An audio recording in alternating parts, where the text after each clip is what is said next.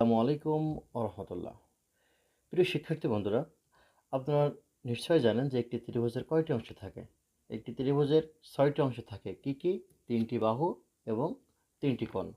তাহলে এখানে আমি একটা ত্রিভুজ আঁকলাম। এখানে এই ত্রিভুজের 1টা 2টা 3টা বাহু আছে এবং 3টা কোণ আছে। তাহলে এই ত্রিভুজের যে 6টি অংশ, এই 6টি অংশের কয়েকটি অপর একটি ত্রিভুজের অনুরূপ অংশের সমান হলে ত্রিভুজ দুটি সর্বসম হতে পারে।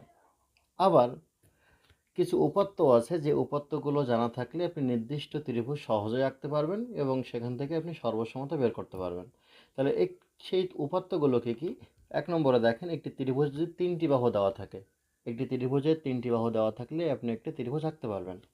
2 নম্বরে 2টি বাহু এবং অন্তর্ভুক্ত কোণ।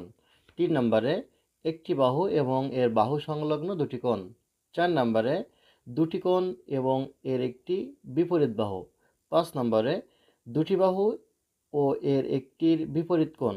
6 নম্বরে সমকোণী ত্রিভুজের অতিভুজ এবং অপর একটি বাহু অথবা কোণ দেওয়া থাকলে আপনি সহজেই একটি ত্রিভুজ অঙ্কন করতে পারবেন। ধন্যবাদ।